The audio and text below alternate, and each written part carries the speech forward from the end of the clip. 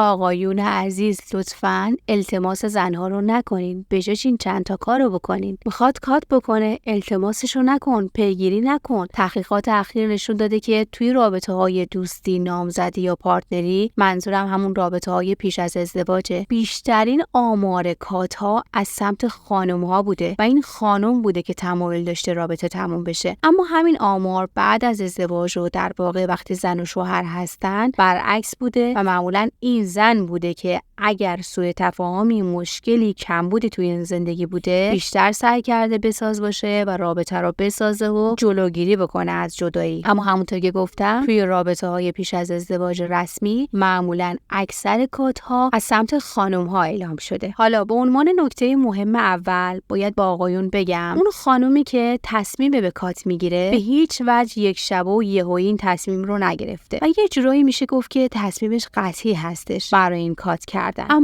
اما متاسفانه تو این مواقع شما آقایون یه رفتارهای التماسگونه‌ای ازتون سر میزنه که این خانوما بعدشون هم نمیاد. اما فقط بعدشون نمیاد و دلیل بر این نمیشه که برگردن. متاسفانه این وسط فقط این شمایی که اذیت میشی و وقتت حسابی هدر میره. خب حالا اگه میخوای بیشتر بدونی و بفهمی که اگر تو دخترت پارتنرت باهات کات کرد چه رفتاری درست تره، حتما تا آخر ویدیو با من همراه بمون و اگر سوالی ذهنتو درگیر کرد حتما در قسمت کامنت ها از من بپرس. مورد اول که باید خیلی روش تمرکز بکنی اینه که لطفاً اینو از گوشت در بیار که بخوای روی ذهن اون خانم کار کنی و تلاش کنی که ذهنیتش رو عوض بکنی، که بخوای هر جوری که شده اونو متقاعد بکنی بیا بمون دوباره شروع کنیم با هم درستش کنیم، که در واقع این صحبت ها از ذهن منطقی شمای آقا داره بلند میشه، چون ذهن آقایون معمولاً منطقیه. اما حقیقتی که این وسط وجود داره اینه که توی این مرحله از رابطه، مخصوصا این موردی که ما داریم بررسی میکنیم، رابطه نامزدی پارتنری که هیجانات اولیه خیلی بالاست، اون هورمون عشق تازه است، دختر و پسر توی آسمونان و اینجا حرف اول و آخر رو اون حسه میزنه و منطق خیلی خیلی دخیل نیست. و یه نکته خیلی جالب و طلایی هم اینجا بگم که یکی از دلایل خیلی خیلی مهمی که اینطور جدایی ها سخت هست دقیقاً همینه، اینکه وسط ترشح این هورمون های عشق هست که به وجود میاد. ببینید اگر در اطرافتون افراد طلاق گرفته دارین بهشون دقت بکنید.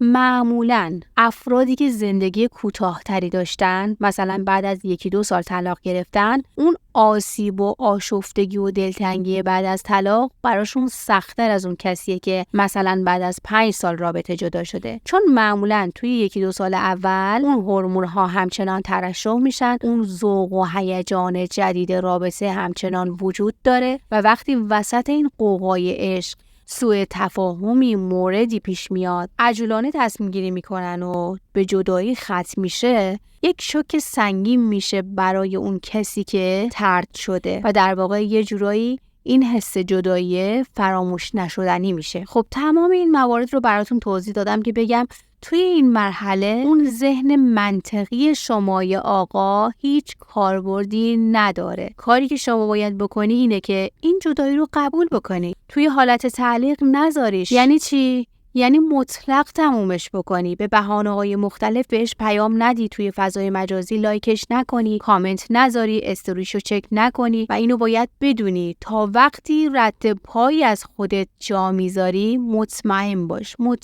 باش که هیچ شانسی برای برگشتن اون دختر نداری.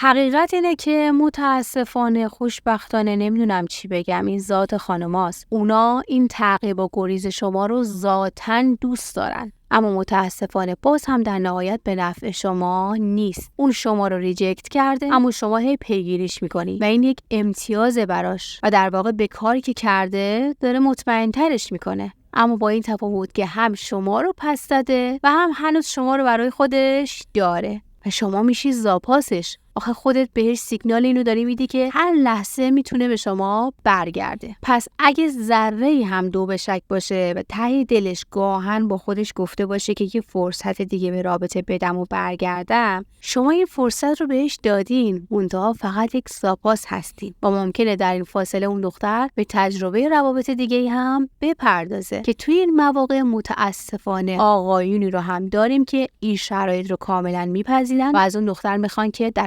حوالی رفاقت باهاش باشن، دوستی معمولی داشته باشن، دوستی اجتماعی داشته باشن که نیازی به رد و بدل کردن تماس حسی و جسمی هم نباشه. چون معمولا آقایون در این مواقع فکر میکنن که اگر با همین شرایط هم کنار این دختر بمونن میتونن دوباره جذبش بکنن و رابطه رو از نوع استارت بزنن، ولی آقایون باید بدونن که امکان همچین اتفاقی 1 به 10. این سیگنال نیاز، این سیگنال وابستگی شما از جذابیت مردانه شما پیش اون خانم کم میکنه. بنابراین اون حس رمانتیک و عاشقانه رو نسبت به شما نخواهد داشت و در اون میمیره این حس. اینو میخوام بگم که شما با این همه پیگیری شانس بودن باهاش رو کاملا از دست میدید، در صورتی که بالعکس اگر این جدایی رو با قدرت تمام بپذیرید و خیالش رو از جدایی اون کات 100% راحت بکنید که در واقع مطمئن بشه که اوکی این رفت، واقعا رفت، این فاصله شانس بیشتری به شما میده. خلأ و نبود یهویی شما باعث میشه عمیق‌تر به این جدایی فکر کنه و اگر واقعا در تصمیمش اشتباهی کرده بوده باشه، شما با ایجاد کردن این فضا و گرفتن مطلق خودتون ازش باعث میشین که اشتباه رو پیدا بکنه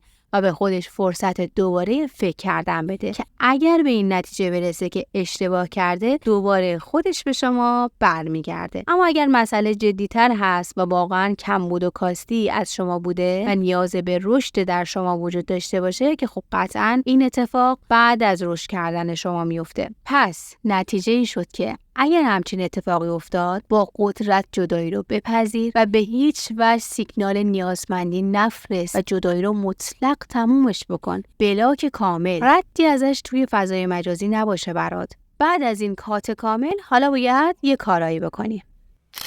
اول اینکه اون لایک بیرنگ زیر ویدیو رو پررنگ بکن و تا اینجای ویدیو نظرت رو برام حتما کامنت بکن. بعدش هم تصمیم قطعی بگیر که روی رشد خودت کار بکنی، روی بهتر شدن خودت تمرکز بکنی که تبدیل به مردی بشی که بسیار قدرتمندتر و قوی‌تر و مدرن‌تر از مردی هستش که باهاش قبلا کسی کات کرده. اینکه شما بعد از این جدایی ویران که نشین، هیچی، خودتون رو آباد هم بکنید، یعنی نهایت قدرت، یعنی نهایت ارزش، یعنی نهایت جذاب شدن، یعنی دوباره یه آدمی پر از مرز و راز شدن که اون دختر دوست داره بیاد و مرزها رو بشکنه، رمز و راز و هویت جدید رو ببینه. در واقع شما بعد از کات پیگیرش که نبودین هیچ، الان یه آدم جدید دیگه شدین و این اند جذابیته، چون یه حاله بزرگ اسرارآمیز دور شماست. بعد از درخواست کاتش با قدرت بهش نگفتین و الان کلی رشد کردین و پیشرفت کردین، پیشرفت در تحصیل، پیشرفت در کسب و کار، پیشرفت در شخصیت، پیشرفت در تناسب اندام، پیشرفت در مدل گفتار. الان که شما رو ببینه ذهنش پر از سوال میشه و دائم خانم‌هایی که ممکنه دوست داشته باشن با شما باشن رو توی ذهنش تصور بکنه و حتی ممکنه نشخوار فکری هم داشته باشه به گذشته، به تصمیم کات، اینکه به من احترام گذاشت، چه سریع رفت، نکنه بهتر از من در انتظارش بوده، الان که پیشرفت کرده چقدر خواهان داره. ناخودآگاه این فکرها رو نشخوار میکنه، چون بالاخره یه زمانی با شما رابطه داشته و با دیدن من جدید شما یه حس کشش دوباره به شما خواهد داشت. این راه حل واقعا جوابه، بهتون قول میدم که جوابه. شما هر چقدر روی خودتون، روی شخصیتتون، روی خوددوستیتون، روی ارزش و احترام قائل شدن برای خودتون کار بکنید، بهترین ها رو جذب میکنید، بهترین ها رو نصیب خودتون میکنید. و حالا برای اینکه این مسیر تغییر شما براتون راحت تر باشه، قطعا تنها کسی که میتونه بهتون کمک بکنه خودتونین. سعی بکنید که بیکار نشینین، تایم خالی براتون نمونه که بخواید به این جدایی کات فکر بکنید. با خانواده و دوستان بیشتر وقت بگذرونید. تایم زیادی رو توی باشگاه بگذرونید. باشگاه واقعا عالیه چون انرژیتون حسابی تخلیه میشه. آهنگ غمگین به هیچ وجه گوش نکنید که بدترین فرکانس ها رو ازش میگیرین. برنامه‌ریزی داشته باشین قبل از خواب. برای تمام ساعات از ساعت بیدار شدن تا ساعت خوابیدن برنامه بنویسین. ساعت فلان تا فلان صبحانه و ورزشم، ساعت فلان تا فلان مطالعه دارم، سر کار رفتن دارم، خرید دارم، پیاده روی دارم، سر زدن به رفقا رو دارم، بازارگردی دارم. دیگه بسته به اون چه که توی روتین زندگی خودتون لازمه دیگه. اینجوری برنامه رو بنویسین و خودتون رو مجبور بکنید که باهاش پیش برین. مطمئن